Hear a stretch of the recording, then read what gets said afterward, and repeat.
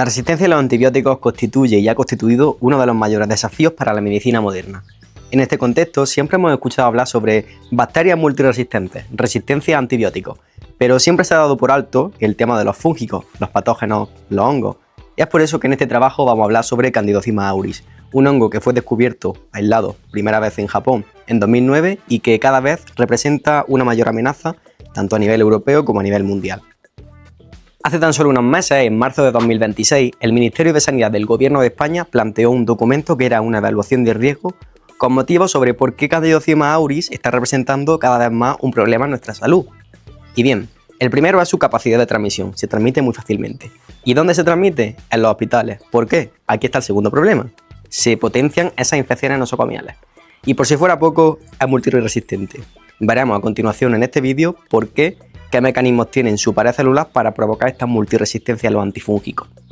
Tras esta primera introducción, el primer punto que vamos a comentar es la clasificación del organismo. Y bien, al no ser un virus, no se puede clasificar por esa taxonomía característica de Baltimore, sino que vamos a hacer una clasificación biológica utilizando tanto principios de genómica como de taxonomía. Comenzamos con lo de taxonomía.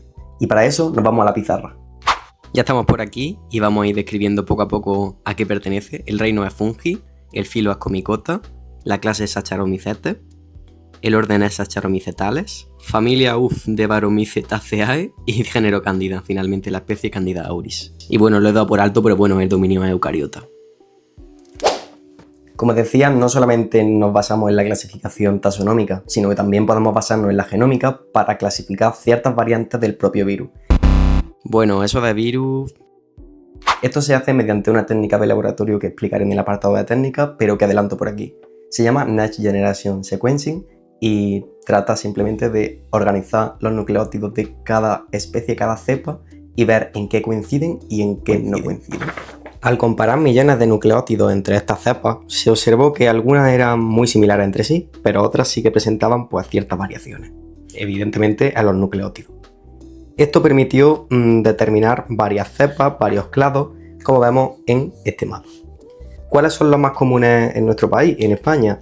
Pues aquí en España los más comunes, los que más se han encontrado en Valencia y tal, son el 4 y el 3. Lo vemos en la pizarra también. Aquí básicamente lo que represento es esa comparación entre dos clavos, aunque realmente los nucleótidos que voy a describir son inventados simplemente para facilitar la explicación. Al poner el genoma alineado de un clado con otro, vemos que en la posición 4, 7, 10 y 12 aparecen nucleótidos distintos, lo que explica la variabilidad genética dentro de las propias cepas y por tanto diferentes resistencias a antifúngicos.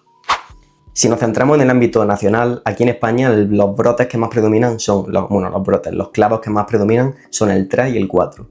La parte buena, entre comillas, que podemos sacar de esto es que los focos que han habido se han mantenido en las comunidades originales, es decir, hubo brotes tanto en Valencia como en Madrid como en Zaragoza y ahí se han mantenido, no ha habido expansión a otras comunidades.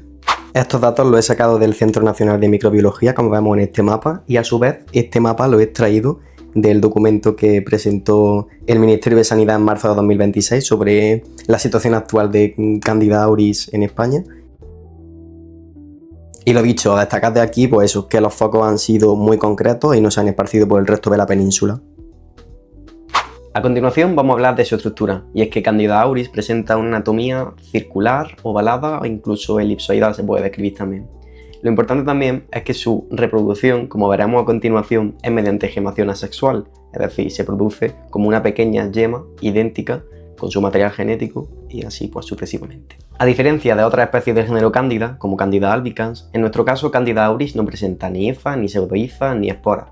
Solamente en condiciones de estrés ambiental o elevada salinidad del medio externo, estas células lo que hacen es alargarse un poco y formar pseudohifas, pero no llegan a ser hifas realmente. Y bueno, lo de las esporas básicamente es que, como os he explicado, pues se reproduce por gemación, no necesita esporas. Nos venimos a la pizarra para explicar un poco su membrana, y es que como cualquier organismo eucariota se compone por una dicapa lipídica, pero con la particularidad de que en lugar de colesterol tenemos ergosterol. Este cumple funciones de mantener la fluidez de la membrana así como su protección. Por eso, antifúngicos como los azoles o los poliénicos es su diana principal, el ergosterol. Tras dibujar algunas proteínas transmembranas en la bicapa, pasamos ahora a dibujar la pared celular, que es lo que le da la protección a los antifúngicos. Esta pared celular otorga protección frente a cambios osmóticos, proporciona soporte mecánico y también defensa frente al sistema inmunitario del huésped. Está conformada principalmente por beta-glucanos, quitina y una capa externa de manoproteínas. Llegado a este punto, considero relevante remarcar una enzima, la beta-1,3-glucanosintasa. Como su nombre indica, es la indicada de producir los beta-glucanos de la pared celular y es por eso que es la diana terapéutica de antifúngicos como la quinocandina. Como vemos en la pizarra, he dibujado el flujo normal de producción de beta-glucanos, pero si añadimos la quinocandina, que es el antifúngico, se inhibe esta enzima y por tanto no conseguimos el producto de la pared. ¿Pero qué ocurre en el caso de antifúngicos como los azoles o los polianos?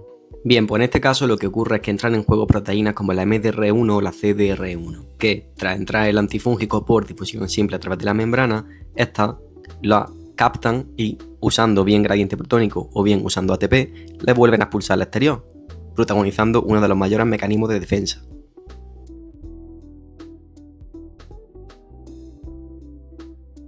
También quiero comentar que hay otro mecanismo de expulsión de antifúngicos que es usando ATP en lugar de gradiente protónico y el mecanismo es el mismo. Una vez que entra el antifúngico se expulsa pero usando la energía celular. Otra cosa que se me había olvidado y no quiero dar por alto es que cuando se inhibe la glucanosintasa por la quinocandina, lo que hace el propio hongo, en este caso, es usar tanto la quitina como los beta-glucanos que ya he sintetizado para reorganizarlos, aumentar la síntesis de quitina. Entonces, ¿qué quiere decir esto? Que si falla un mecanismo de defensa como es la síntesis de glucanos, el propio hongo es capaz de defenderse de otro modo, usando otros mecanismos. De ahí esta gran resistencia a los antifúngicos.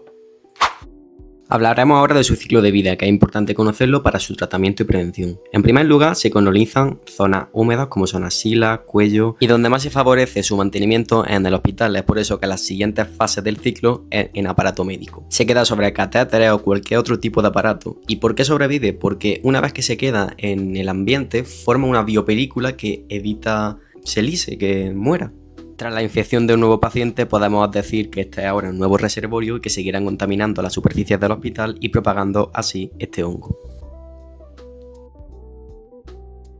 Las fases de invasión sistémica del hongo durante el ciclo de vida no la he nombrado en la pizarra porque quería reservármelo para contarlo aquí, y es que es especialmente infecciosa en aquellos pacientes inmunodeprimidos o con su sistema o su organismo debilitado. Esto lo vemos evidentemente en la UCI hospitalaria, de ahí que el título de este trabajo, bueno, de este vídeo, le he dicho que está especialmente presente en la UCI, que es donde encontramos ese tipo de pacientes más susceptibles a que tengan una candidemia y que les resulte grave, incluso mortal.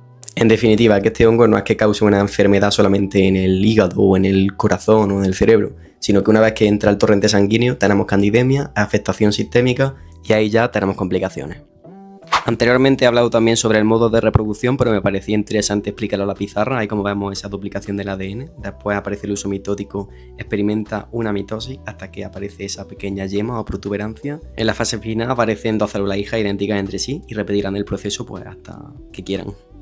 El siguiente punto que abordaremos es el de mecanismos de transmisión y factores de riesgo, y es básicamente lo que acabo de nombrar con el ciclo, pero bueno, aquí lo refuerzo y así dejo más claro cómo actúa el ciclo de vida de este microorganismo en el hospital. Y es que básicamente lo primero que hace es colonizar pues la zona donde hay humedad, pues ya sean axilas, pies, zonas con arrugas. Ahí es donde se favorece su metabolismo, ahí el patógeno ahí está perfectamente. ¿Cómo ocurre principalmente esta transmisión? Pues ya sea con el contacto directo por pacientes, indirecto por el material sanitario, indirecto también por el ambiente hospitalario, los pomos de las puertas, pasillos, etc. Y ya citados estos mecanismos de transmisión, ahora vamos a hablar de los factores de riesgo. El primero, ya de por sí, la UCI, estar en la UCI es un factor de riesgo. Pues si a eso le sumamos que este microorganismo habita perfectamente en este entorno, pues la crema de la crema. Después, ¿qué más podemos citar? Los catéteres. Directamente al estar administrando sustancias, medicamentos al torrente sanguíneo, pues si ha conseguido formar este hongo, hay una biopelícula, entrará directamente y pues problema, candidemia. También se destaca como factor de riesgo la exposición a antibióticos de amplio espectro. ¿Por qué antibióticos si estamos hablando de un hongo? Pues bien, los antibióticos de amplio espectro afectan a nuestra microbiota intestinal, que al final tenemos una relación de simbiosis con ella. Nos protege de infecciones externas, por ejemplo este hongo. Si estas bacterias que se están alimentando a expensas nuestras, pero nos están protegiendo, se ven debilitadas, somos más susceptibles a tener esa infección pues, ya no solo por candidemia, por cualquier otro hongo o cualquier otro patógeno. Y ya para finalizar, un factor de riesgo muy importante, los inmunosupresores. Si estamos inmunodeprimiendo nuestro sistema inmunitario. El caso, nuestro sistema inmunológico, por tanto, no está como debería estar. Los linfocitos T no reconocen adecuadamente, los B no producen los anticuerpos adecuadamente. Esto, evidentemente, en general, nos afecta a cualquier infección y también por ello a Candida auris, por eso lo destaco. Pasamos ahora a hablar de las técnicas de diagnóstico de laboratorio para su identificación, y es que supone un gran reto microbiológico porque los métodos fenotípicos convencionales la pueden confundir con otros tipos de levadura, como por ejemplo Candida albicans. Es por eso que anteriormente he citado la técnica esta de Next Generation Sequencing. Pero bueno, siempre nos quedarán nuestros métodos tradicionales, nuestro cultivo normal de hongos, nuestra sensibilidad antifúngica en agar-saburot o en otro medio como el Chromagar. Y bueno, resalto también otra técnica bastante revolucionaria que aprendí en el laboratorio durante mis prácticas en el San Cecilio, aquí en el PTS Granada, y es el Malditoz. Resumiéndola mucho, se aísla una colonia, una vez aislada se le adiciona una matriz que se le impactará con un rayo láser y se le separará las proteínas. Esto hará que se separen según la carga y según el peso. Finalmente llegarán a un detector que se pasarán al espectro de masa donde dejará esa huella proteica que se interpretará finalmente con la base de datos hasta identificar ante qué microorganismo estamos, en este caso Candidocima auris. Finalmente, el último punto que vamos a tratar es el de tratamiento y prevención, y básicamente a día de hoy lo más eficaz, lo que debemos usar a la hora de combatir contra este hongo es los antifúngicos. Hemos dicho que tenemos tres tipos, la equinocandina, los polienoles y los azoles, pues los tres siendo los más eficaz la equinocandina. ¿Por qué? Porque inhibía la glucanosintasa. Sin embargo, no se podrá administrar el antifúngico directamente y ya. Previamente se deberá haber realizado un estudio de sensibilidad, dado que las diferencias entre los distintos clados puede simbolizar o significar que sean más resistentes, menos resistentes o que un gen u otro haya mutado. Me explico en la pizarra. La regulación génica de la propia levadura puede haber expresado unos genes más que otros a modo de defensa. Es decir, se ha acostumbrado a factores ambientales o factores de estrés como la equinocandina y lo que ha hecho es cambiar la forma de la enzima glucanosintasa, permitiendo así que se pueda seguir elaborando la pared celular. Estos genes son el FSK1 y el ERG11. Y como la prevención es la mayor de las herramientas, dejo aquí algunas medidas, como la higiene rigurosa de manos. También destaca la desinfección terminal de habitaciones y equipamiento sanitario, empleando tecnologías como la radiación ultravioleta o vapor de peróxido de hidrógeno. Y por supuesto, la formación continuada del personal sanitario en materia de prevención y control de infecciones. Son medidas muy básicas que literalmente pueden salvar vidas. Como conclusión general, veo conveniente destacar que, lo que he dicho al principio, siempre le damos importancia a si bacterias multiresistentes, que si multiresistencia a antibióticos, pero nunca tenemos presente que también hay otros microorganismos, como en este caso los hongos, que pueden ocasionar graves problemas. En este contexto está claro que Candida auris ha representado uno de los mayores modelos de adaptación microbiana, puesto que esa capacidad para formar biopelículas sobre catéteres, sobre cualquier instrumental médico y seguir reproduciéndose en el ambiente hospitalario, en cuanto a evolución es fascinante, en cuanto a nivel médico es preocupante. También he aprendido que la resistencia antifúngica se puede definir como un complejo multifactorial en el que confluyen muchas razones, como es la mutación de un gen, la sobreexpresión de diferentes bombas de flujo, o incluso si al inhibir una enzima que se duplica la pared, que se dupliquen otros mecanismos. Esto es todo por mi parte, muchas gracias por dedicar tu tiempo a ver este vídeo, espero que te haya aportado algo de aprendizaje, y como conclusión final quiero cerrar diciendo y reivindicando la importancia de las medidas de prevención, porque ahí es donde se empieza todo. Como he dicho antes, es la mayor medida para limitar la propagación de esta enfermedad. Y no solo de esta, cualquier otra. Gracias por escucharme y eso es todo.